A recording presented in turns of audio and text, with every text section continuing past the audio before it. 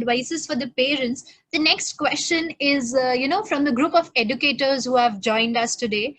They are asking how can they recognize such behaviors in a classroom setting, and more specifically, how can they handle such behavior when it is Yes, disturbing the other students who are trying to study. yes, yes. This is the dilemma that every school system finds themselves in. Most of the time, there are not enough teachers, not enough aides, according to the ratio of the number of students. And I have followed many, many children into school when I agreed with the parents and they agreed with me that your child might be ready to go to school. But most parents then, I've always recommended that let me follow your child into school and I will just be an observer in the background and I just will take notes of how does the child interact, how do they react when they approached by other children, when the teacher gives an instruction. Can they maintain the attention span that they showed in their home-based program now in a classroom setting, right? And I am very aware that, and bless all teachers' hearts, they all have the best of intentions and they're working so hard to try to help the children as best as they can. Unfortunately, often there is just not enough time.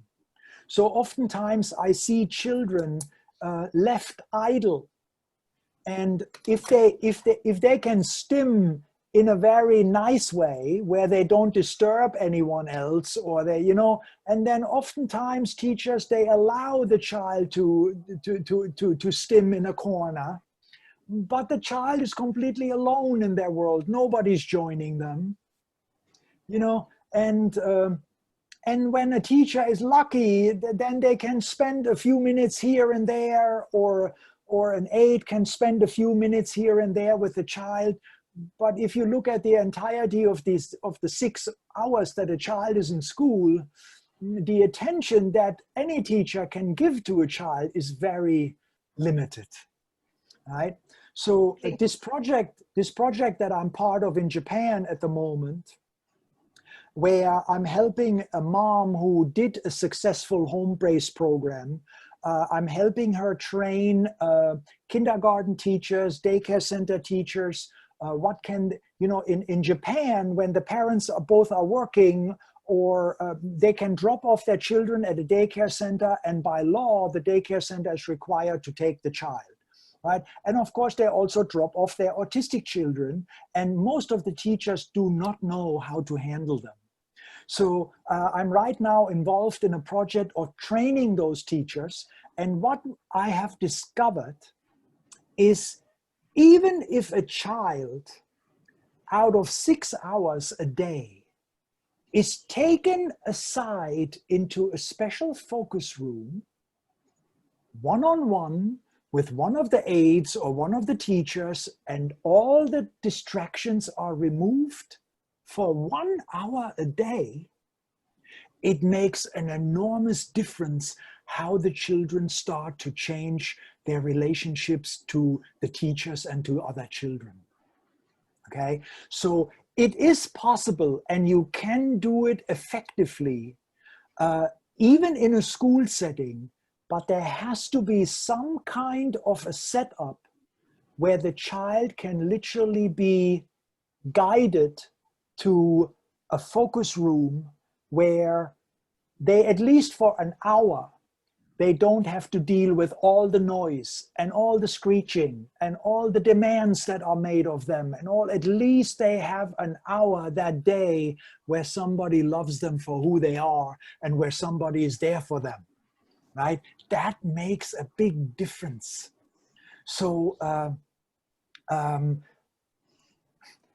the best I can say to this, in any kind of school setting that any of you are working in, if you see a child who is literally completely alone in their own world, and especially when they then start distracting other children, or they are troublemakers, or they start throwing things around, the teacher could simply go, oh, I see what you want to do. I know the perfect place where we can go, and you can throw things to your heart delight, and I'm going to throw them with you. And we're going to use soft toys to throw. We're not going to use sharp knives, right? We're going to we're just going to have fun throwing things in our special room. And when we're all done with throwing, we go back in the classroom. And what oftentimes happens when the child comes back into the classroom, at least for the next hour or 2 hours, they are okay. But then they may need again a half an hour where they have to get away from the sensory bombardment. It's not easy for any child. Any one of you who are working in schools or have visited schools, you know how noisy it can be, how chaotic it can be, and usually the walls are plastered with pictures and collages and banners and music's playing somewhere. And that is not an easy environment for a child to be in. And oftentimes with the result that they are actually rather go within themselves. It can be affected if there is a setup. So in Japan, for example, this one daycare center that I was still able to visit before COVID, they had 18 children in the daycare center, and 3 of them were autistic, right? So what I trained the teachers to do, each child should get 1 hour of one-on-one with one of the teachers in a focus room. And then, and then the second child, and then throughout the day. And 2 of the children have made incredible improvements because of it. The third child, I really believe, is still not ready to handle that environment. It's too much it's a little girl, it's too much for her. She really needs to be in a focus room most of the day. They are talking with the parents at the moment if they can set something up at home, but it can be done in a school setting. Yeah. What I want to also recommend is anything that has to do with scolding a child, punishing a child, yelling at a child, not to disturb other children. It oftentimes has the opposite effect. Right. And when most of the children that I get to see who come from previous forceful environments, I see 2 types of children usually. One type is a child who are completely compliant.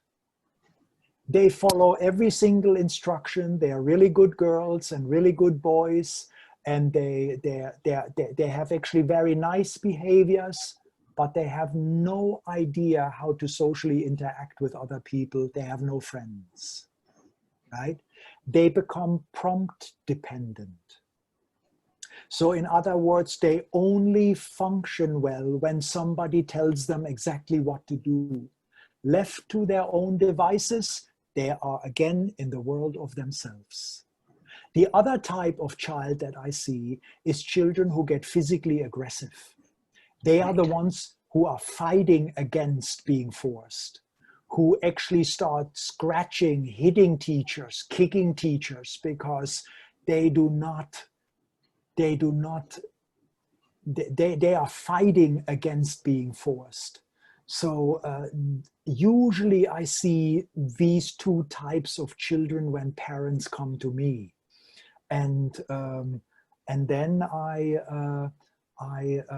teach them how to treat each child individually, and this is also something that I might just want to add for a moment. Every autistic child is uniquely special. there are no two children alike.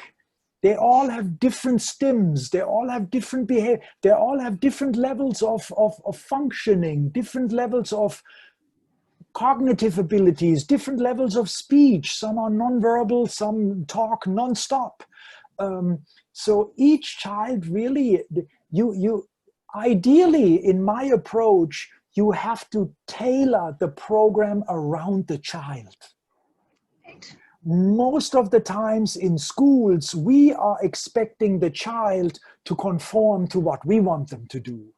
In my Right. approach, I almost do the opposite. No, we have to create a program that really is tailored and fits the child.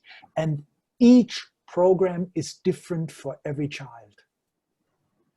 Totally.